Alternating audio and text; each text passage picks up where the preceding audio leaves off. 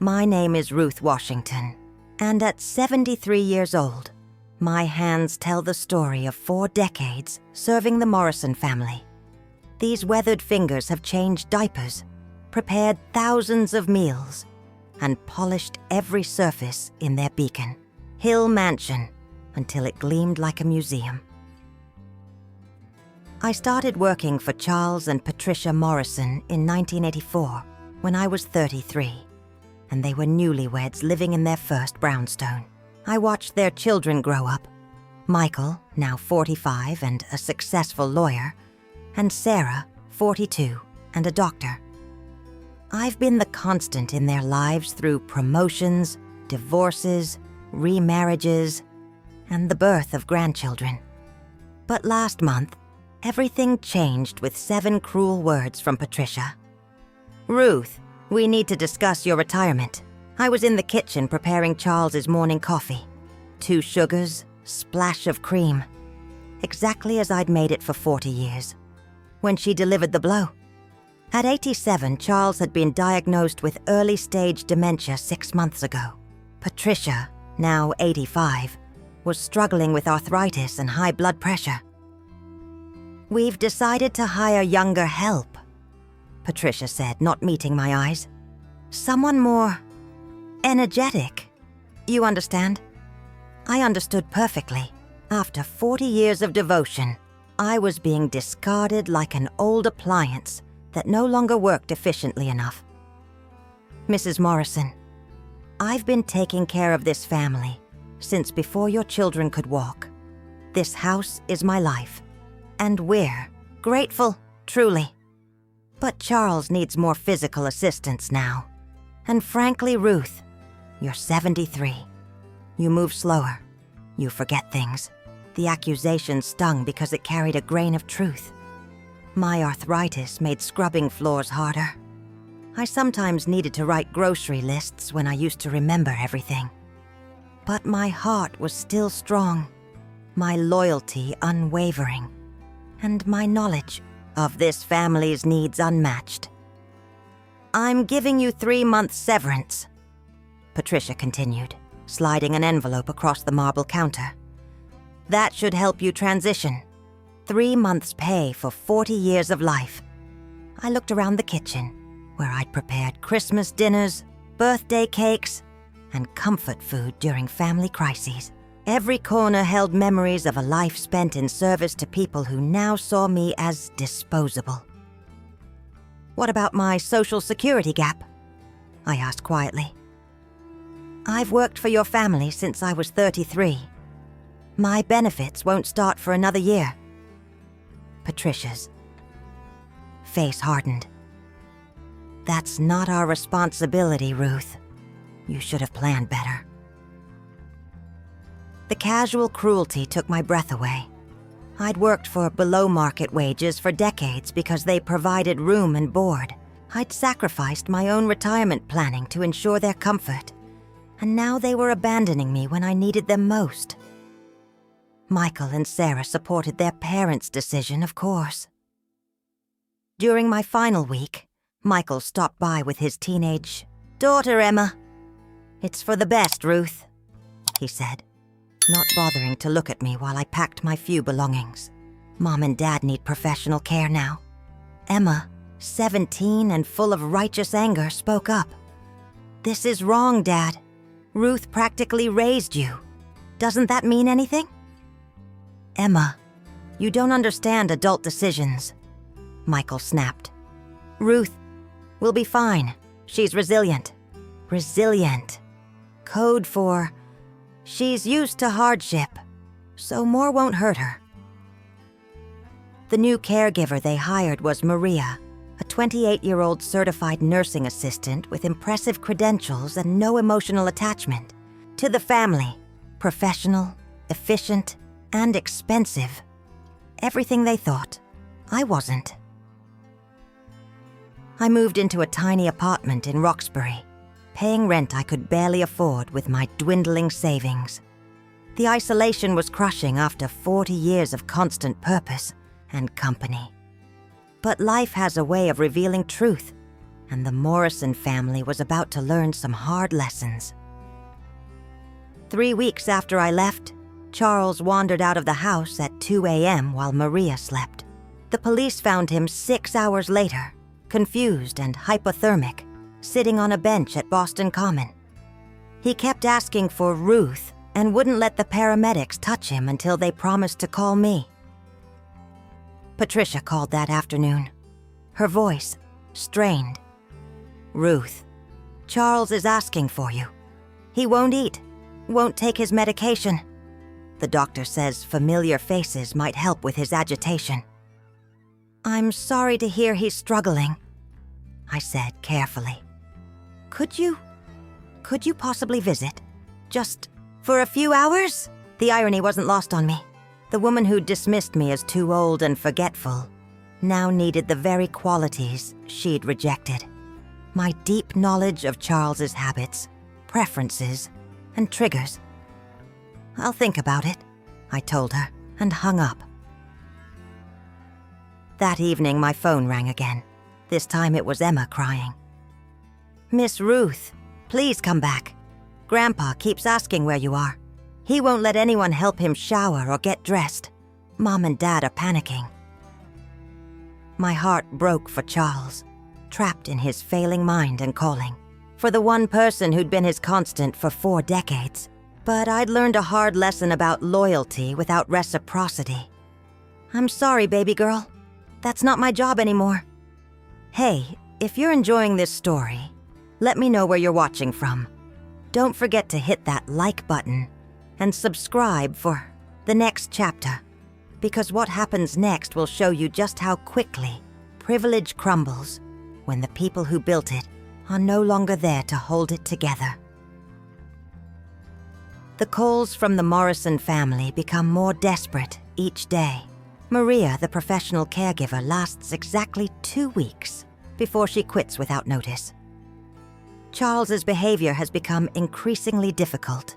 He refuses meals unless they're prepared Ruth's way, becomes combative during personal care, and wanders the house at night calling my name.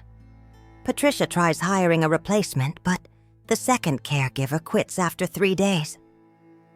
Charles threw his lunch at her when she brought him a sandwich instead of the soup I always made when he was agitated. He keeps asking for someone named Ruth, the third caregiver tells Patricia. "Who is that?" "His former employee," Patricia says, the word bitter in her mouth. Meanwhile, I'm struggling in my tiny apartment.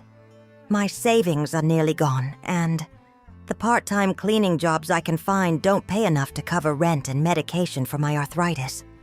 At 73, I'm learning what it means to be old, alone, and expendable in America. But my phone won't stop ringing. "Ruth, please," Sarah calls, her doctor's composure cracking. "Dad's in the hospital again. He wandered out during a snowstorm this time. He was calling your name when they found him." "I'm sorry to hear that," I say, and I truly am. Charles may have let his wife dismiss me, but he's not responsible for his condition now.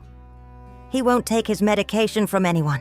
He keeps asking where his Ruth is, where his good girl went. Sarah's voice breaks.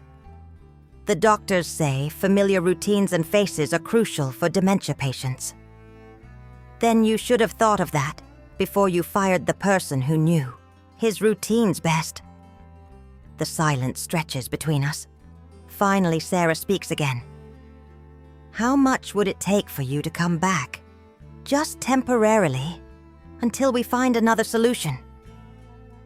"I'm not for sale, Sarah, and I'm certainly not temporary help anymore." That afternoon, Emma shows up at my apartment without permission. At 17, she's the only Morrison who seems to understand the magnitude of what her family has done. "Miss Ruth, I'm so sorry. This is all wrong." She looks around my cramped apartment. 1 room, a tiny kitchenette, a bathroom I share with the neighbor down the hall. "You lived in our house for 40 years. You should never have to live like this." Your family made their choice, baby girl. My family is stupid and cruel, she says with teenage bluntness. But Grandpa isn't. He's scared and confused, and he needs you. Emma pulls out her phone and shows me a video. Charles is sitting in his favorite chair, looking frail and lost. Ruth, he calls out. Ruth, where did you go? I need my coffee. My heart breaks watching him. This is the man I've cared for through business failures, the death of his parents, health scares, and now this cruel disease that's stealing his mind piece by piece. He doesn't understand why you left, Emma continues. To him, you just disappeared one day. He keeps checking your old room, asking Mom when you're coming back. Tears I've been holding back for weeks finally fall.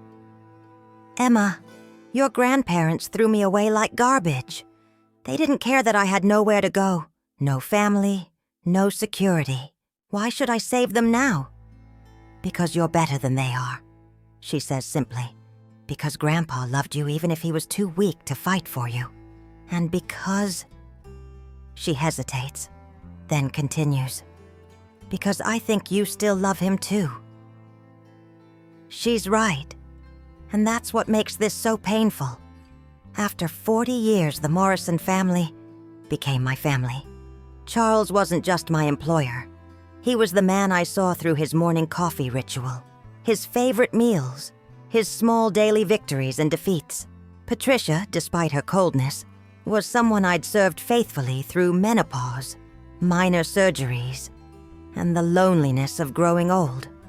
But love without respect is just exploitation, and I've learned that lesson too late.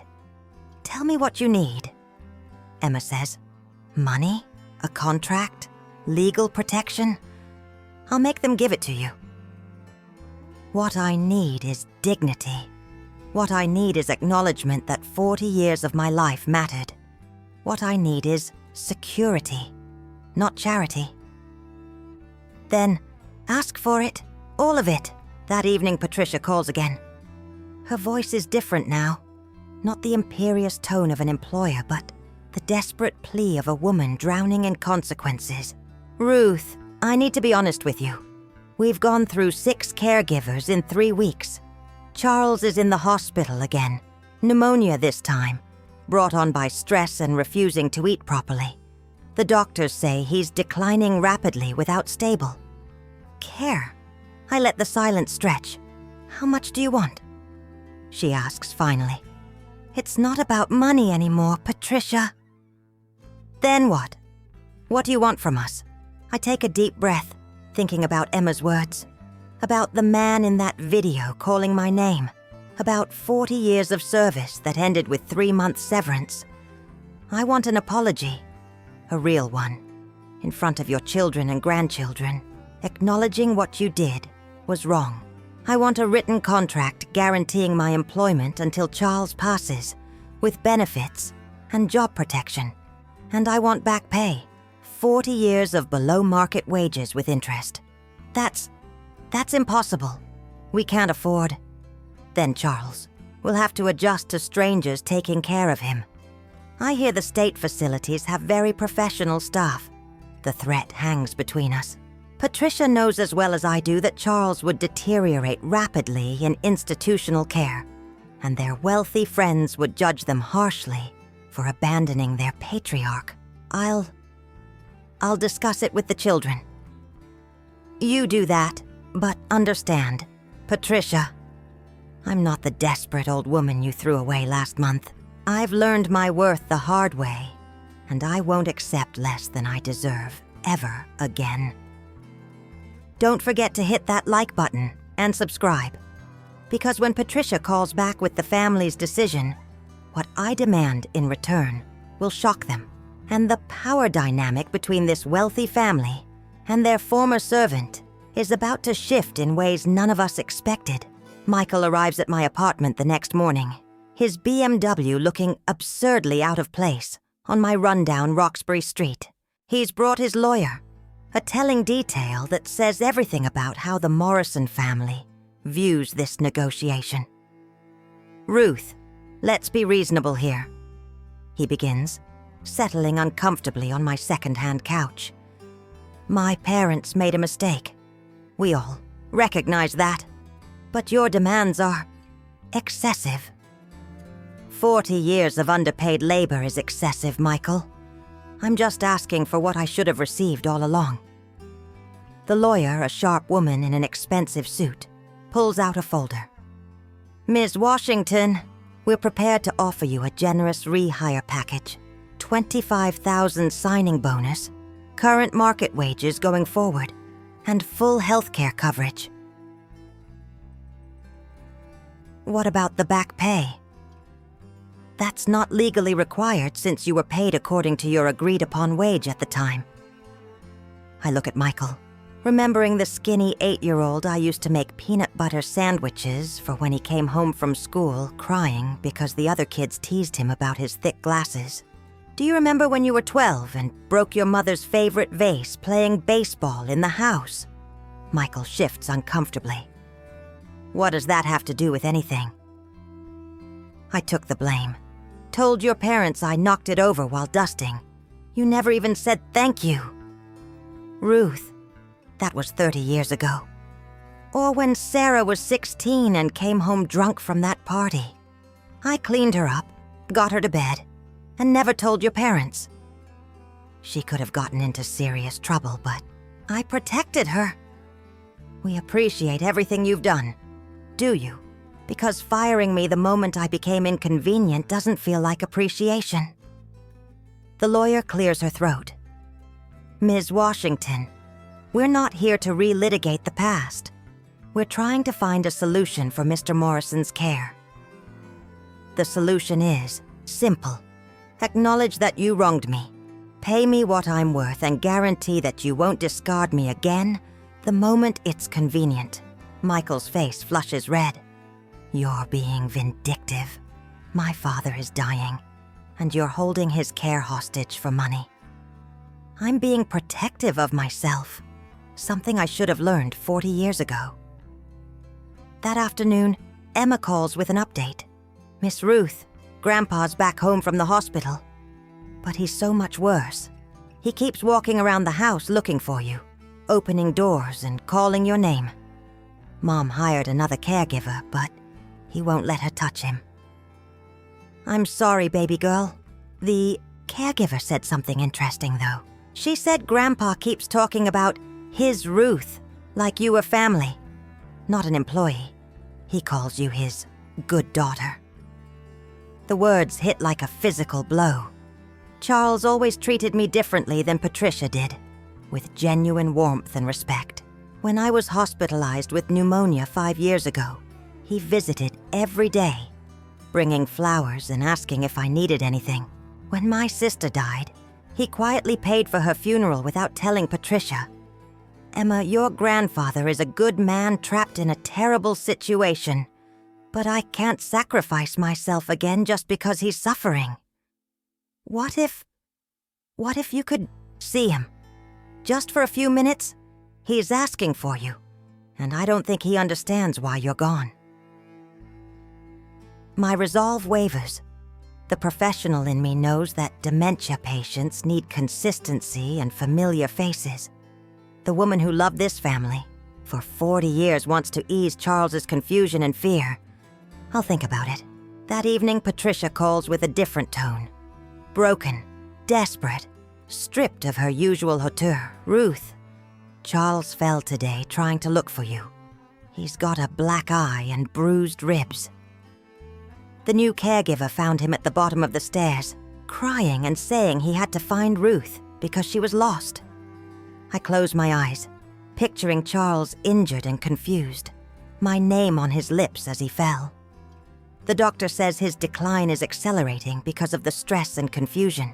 Without stable care, without familiar routines. Ruth, he might not have long. "And whose fault is that, Patricia?" "Mine." The word comes out broken. "It's my fault. I was wrong. I was cruel. And I'm sorry." Please, Ruth, I'm begging you. It's the first real apology I've heard from her, and it costs her everything to say it. Charles is asking for you every few minutes now.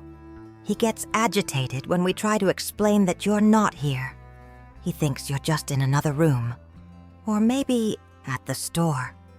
In his mind, you're still part of the family.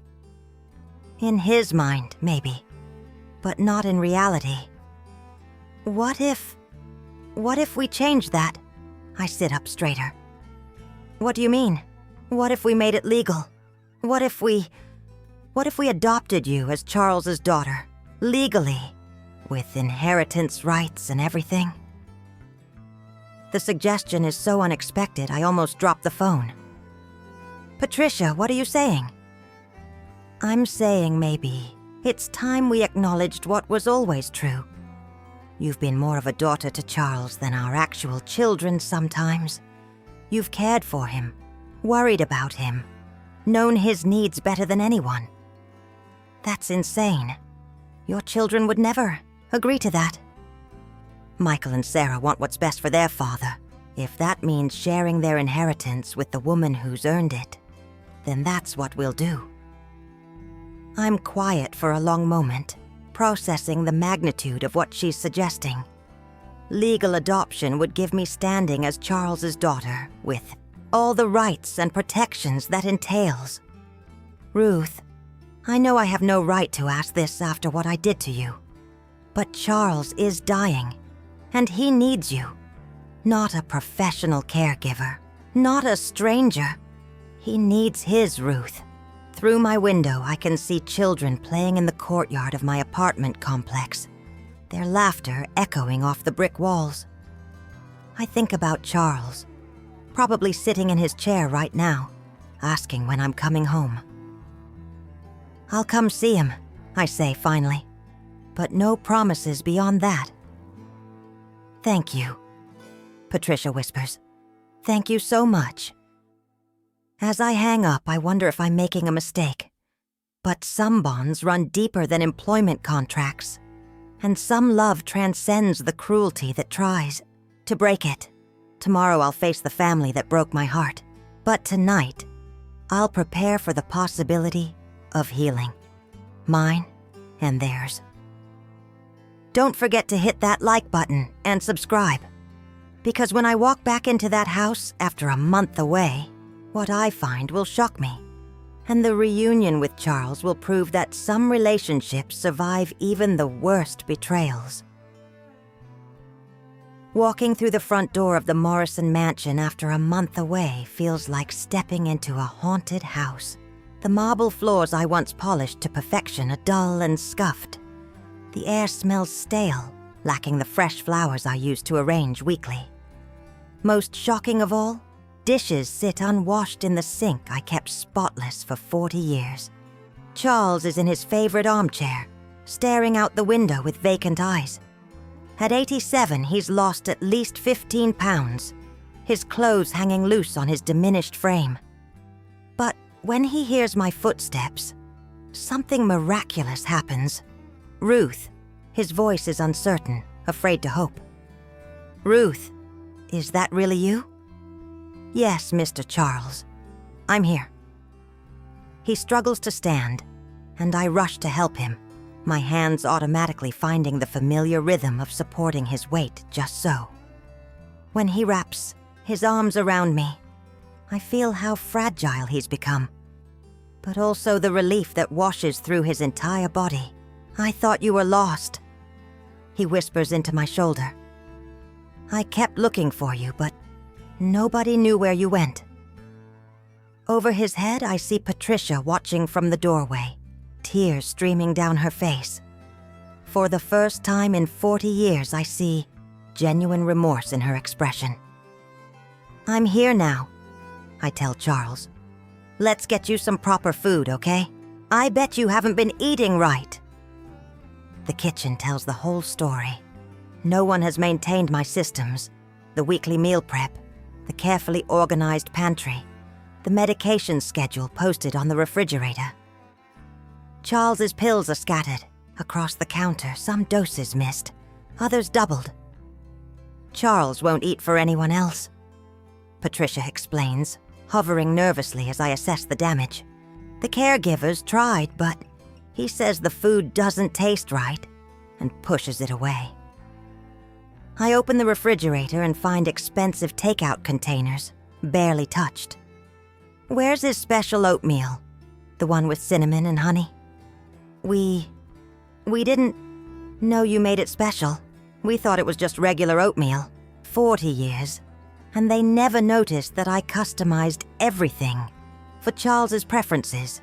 His coffee temperature, his sandwich cut diagonally, his soup consistency. They saw me as generic help, not recognizing the expertise that made their lives work seamlessly. Within an hour, I have Charles eating properly for the first time in weeks. His favorite tomato soup, made from scratch the way his mother used to prepare it, paired with grilled cheese cut into triangles. He eats every drop, color returning to his cheeks.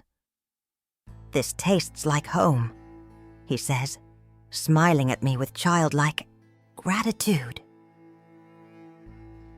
Michael and Sarah arrived that evening, both looking haggard from weeks of crisis management. They stop short when they see their father, clean, properly dressed, peacefully eating dinner at his usual spot. "He looks better," Sarah admits grudgingly. "Food will do that," I reply evenly. Michael clears his throat. "Ruth, we need to discuss terms. If you're coming back, we need clear boundaries and expectations." "Actually, Michael, we need to discuss something much bigger than that." Patricia steps forward, her voice shaky but determined. "Children, sit down. We need to tell you about our decision." What follows is the most surreal conversation of my 73 years. Patricia explains their proposal, legal adoption, making me Charles's daughter with full inheritance rights. The silence that follows could be cut with a knife. "Absolutely not!" Michael explodes. "This is insane. She's the help, not family." "She's been more family to your father than you have," Patricia snaps back, showing rare backbone against her. Sarah, ever the practical doctor, approaches it clinically. From a care perspective, it makes sense. Dad responds to Ruth better than anyone. But legally, this would complicate the estate significantly. "Then we'll uncomplicate it," Patricia says firmly. "Ruth gets an equal share. She's earned it." Emma, who's been quiet through the discussion, suddenly speaks up. "I think it's perfect. Miss Ruth is family. She's been my real grandmother more than anyone else." The teenager's words hang in the air, highlighting a painful truth. While Patricia played society matron and the adult children pursued their careers, I was the one providing emotional stability, daily care, and unconditional love. "This is emotional manipulation," Michael says coldly. "She's taking advantage of Dad's condition and your guilt to steal our inheritance." "I haven't asked for any of this," I interject quietly. "Your mother suggested it." "Because she's desperate and not thinking clearly." That's when Charles, who's been listening with the clarity that sometimes comes to dementia patients, speaks up with surprising sharpness. "Ruth is my daughter."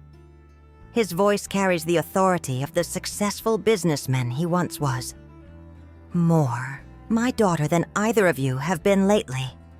She takes care of me. She worries about me. She makes me feel safe." He looks at Michael with disappointment that cuts deep. "When did you last visit before this crisis? When did you last call just to talk, not to ask for money or discuss business?" Michael flushes red but doesn't answer. Charles turns to Sarah. "And you, always too busy with your important doctor work to spend time with your old father." Ruth sits with me every evening, listens to my stories even when I repeat them. The silence is deafening. Ruth earned her place in this family every single day for 40 years. Charles continues, his mind momentarily sharp with righteous anger. If you can't see that, then you don't deserve to be here when I die. Patricia steps forward, her voice stronger than I've heard in years. The decision is made.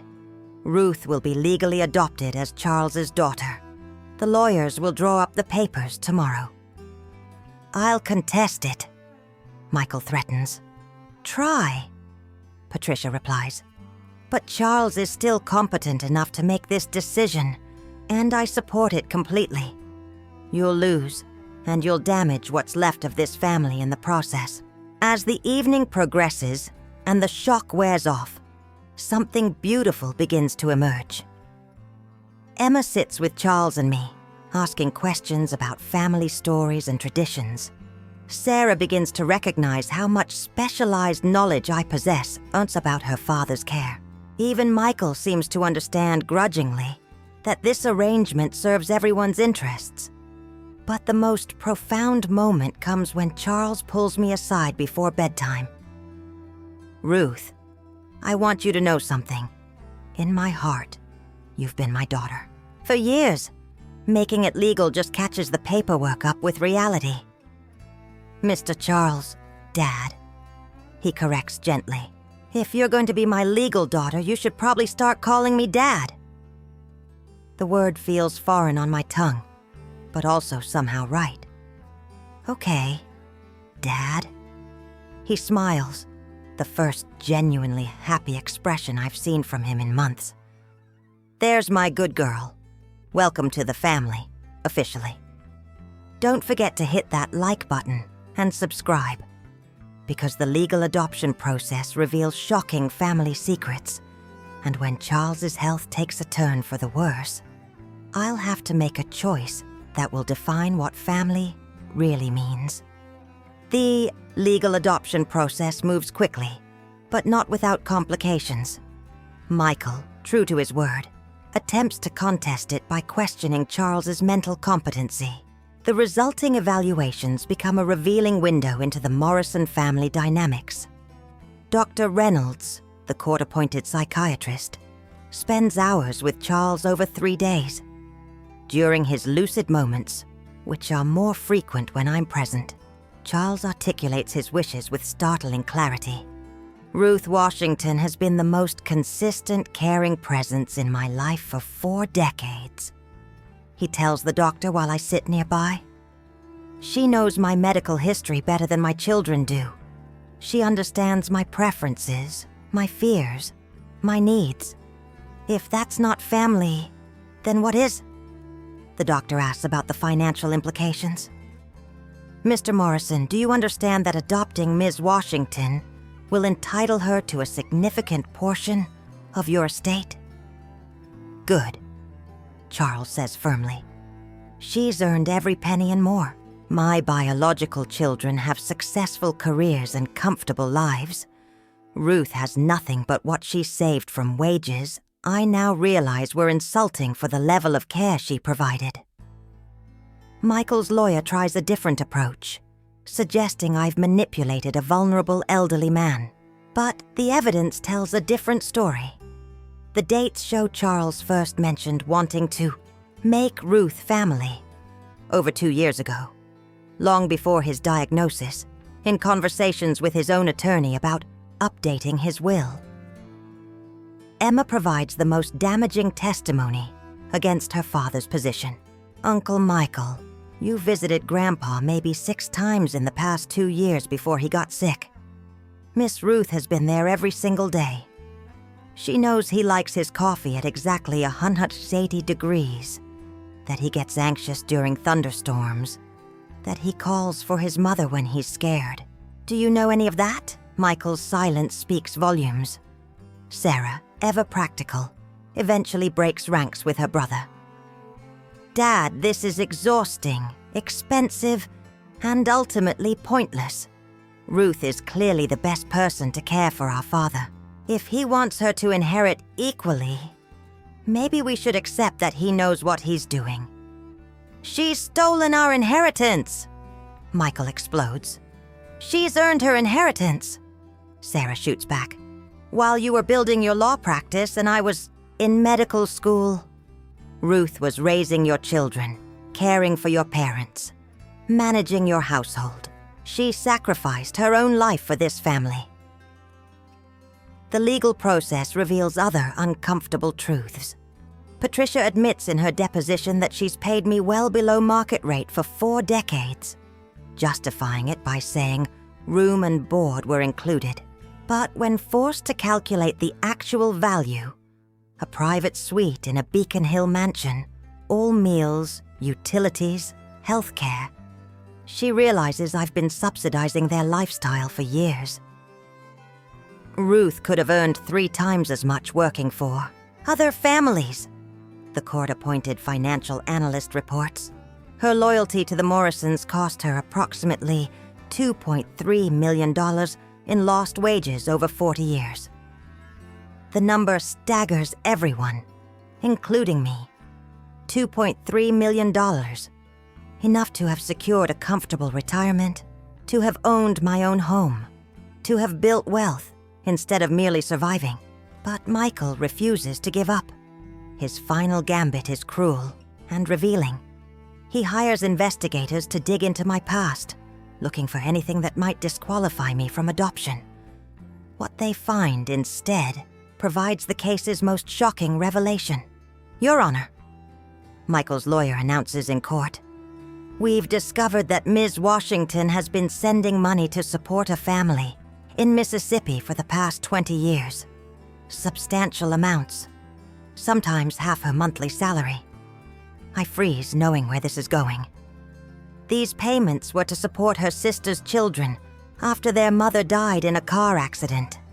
Ms. Washington has been putting 3 children through school, including college for 2 of them, despite earning minimal wages herself. The lawyer smirks, thinking he's found evidence of poor financial judgment. Instead, he's just proved my character more powerfully than any testimony could. Judge Martinez looks at me with something approaching awe. Ms. Washington, you've been supporting your sister's children while working for below-market wages? They're family, Your Honor. Family takes care of family. And you never mentioned this to the Morrisons? Never asked for assistance? It wasn't their responsibility, Patricia audibly gasps from the gallery. In 40 years, she never knew about my other family. Never knew. I was sacrificing my own financial security to ensure my sister's children had opportunities I'd never had. Charles, sitting in his wheelchair beside the judge's bench, speaks up with sudden clarity. Ruth, why didn't you tell me? I would have helped. We could have paid for their education, their needs. Because that wasn't the arrangement, Mr. Dad. You paid me to take care of your family. I took care of mine with what was left. The courtroom is absolutely silent. Even Michael's lawyer looks uncomfortable with the picture his investigation has painted. Judge Martinez doesn't hesitate. Petition granted. Ms. Ruth Washington is hereby legally adopted as the daughter of Charles Morrison, with all rights and privileges thereof. As we leave the courthouse, Patricia pulls me aside. Her face is wet with tears I've never seen her shed. 40 years, she whispers. 40 years you've been supporting those children, and I never even asked about your family. What kind of person does that make me? It makes you human, I tell her. We all have things we wish we'd done differently. But that evening, as I help Charles prepare for bed in the house that's now legally my childhood home, he has a moment of startling lucidity. Ruth, daughter, I need to tell you something important while my mind is clear. What is it, Dad? I'm dying. Soon. The doctors gave me 6 months, maybe less. Patricia doesn't know. I made them promise not to tell her yet. My heart stops. Dad, no. Yes, sweet girl. And I need you to promise me something. When I'm gone, take care of Patricia. She's going to be lost without me. And despite everything, she's going to need you more than ever. What about Michael and Sarah? Charles's smile is sad. They'll grieve me, but they have their own lives. Patricia's whole identity has been being Mrs. Charles Morrison. When that's gone... He trails off, then grips my hand. Promise me, Ruth. Promise me you'll stay and help her figure out who she is without me. Looking at this man who's just given me everything, legal status, financial security, the family I've always craved, I understand that the greatest gift comes with the greatest responsibility. I promise, Dad. I'll take care of her. That's my good girl, he says, squeezing my hand. I knew I could count on you.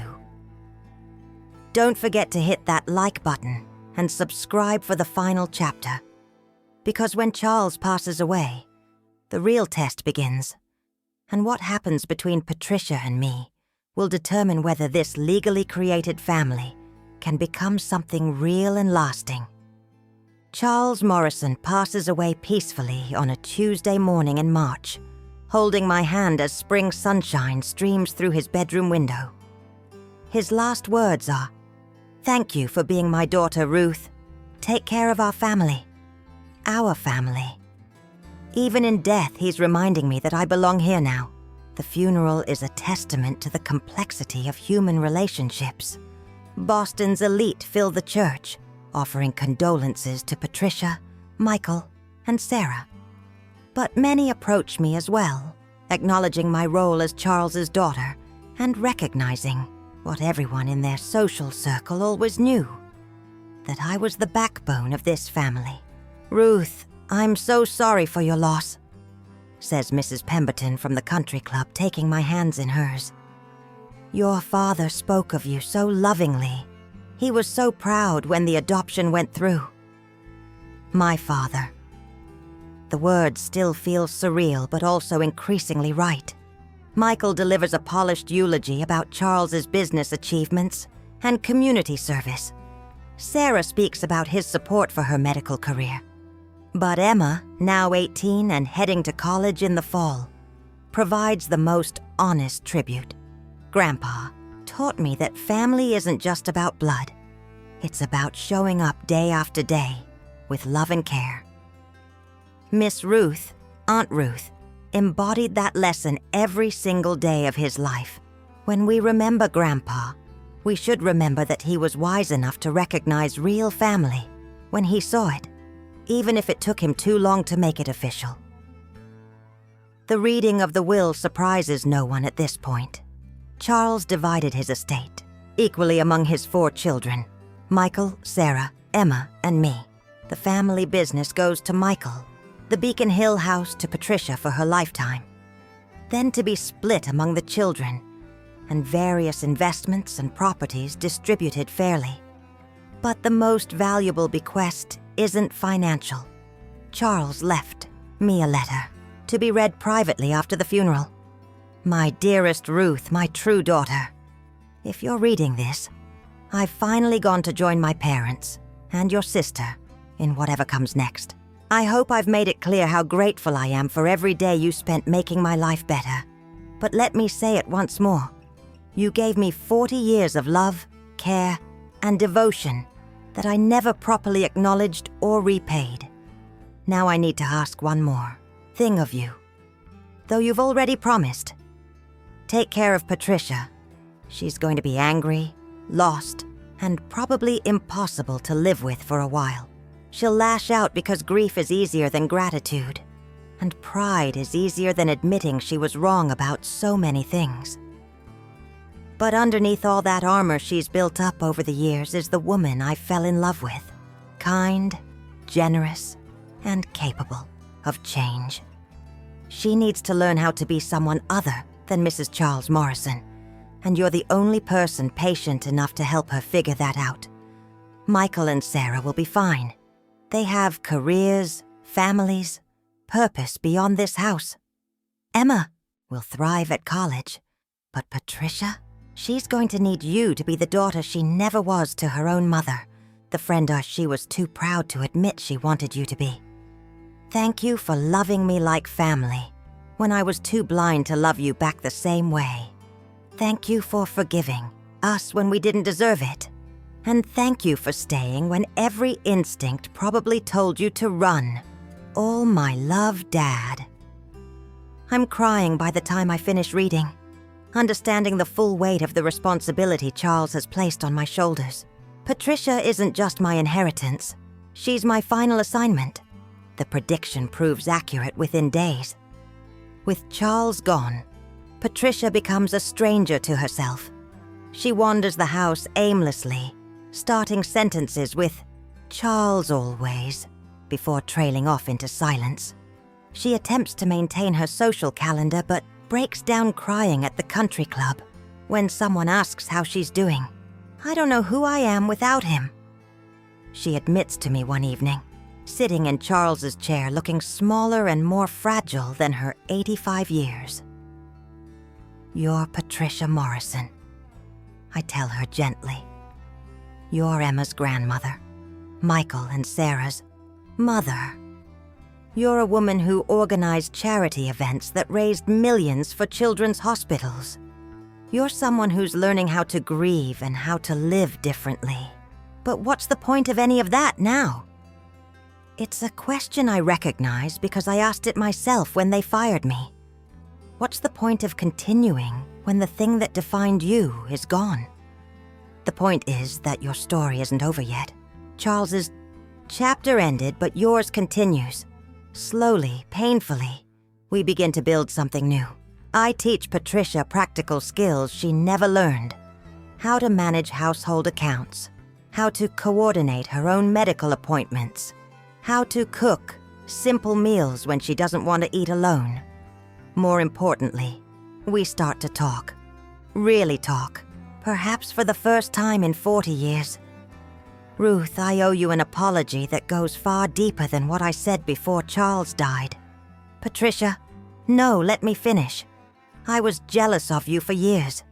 Jealous that Charles lit up when you entered a room. Jealous that the children confided in you when they wouldn't talk to me.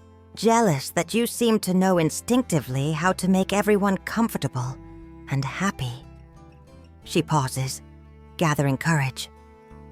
I convinced myself you were just the help, because acknowledging that you were family would have meant admitting I wasn't very good at being the heart of this household. You were. You were learning. We all were. I fired you because I was afraid of getting old, of needing help, of not being in control anymore. I thought getting rid of you would somehow make those fears go away. And instead I learned that growing old without people who love you is the loneliest thing in the world. 6 months after Charles's death, Patricia asks me something that changes everything between us. "Ruth, would you mind terribly if I started calling you daughter? I know it might seem strange, but legally you are, and I'd like to try being your mother, if you'll let me." The word hangs between us. Mother. In 73 years, no one has ever wanted to mother me. I've done all the mothering, all the caring, all the nurturing. I'd like that. Mom, she smiles through tears, and I see glimpses of the woman Charles fell in love with 60 years ago. 1 year later, Patricia and I have settled into a rhythm that works for both of us. She's found purpose volunteering at a grief counseling center, helping other elderly people navigate loss. I've started a small catering business, using skills developed over decades of entertaining for the Morrison family. Emma visits during college breaks, delighting in calling us Grandma Pat and Grandma Ruth. Michael and Sarah have accepted the new family structure, even appreciating how much happier their mother seems. The house on Beacon Hill no longer feels like a workplace. It feels like home. One evening, as Patricia and I sit on the back porch watching the sunset, she says something that perfectly captures our journey. "You know what's funny, Ruth? I spent 40 years thinking I was the lady of this house, and you were the help. Turns out you were the lady of the house all along. You just let me pretend otherwise until I was ready to see the truth. And what's the truth, Mom? The truth is that family isn't about who's in charge or who owns what or who gets the most. Respect. It's about who shows up, who stays, who chooses love, even when it's hard. She reaches over and takes my weathered hand in her soft one. Thank you for choosing us, even when we didn't deserve it. Thank you for showing us what real family looks like. I squeeze her hand, thinking about the long journey that brought us here. 40 years of service that became love, betrayal that became forgiveness, and employment that became family. Thank you for letting me stay, I tell her. Thank you for finally seeing me. As the stars come out over Boston, 2 women, one born to privilege, one born to service, sit together as mother and daughter. Proof that the most powerful families aren't always the ones you're born into. They're the ones you choose to build, one day, of love at a time. Don't forget to hit that like button and subscribe if this story touched your heart. Share it with someone who needs to remember that it's never too late for forgiveness, for family, or for second chances. Thank you for following Ruth and Patricia's journey. Your support means everything. And remember, the people who truly love, you will find their way back to honoring that love no matter how long it takes.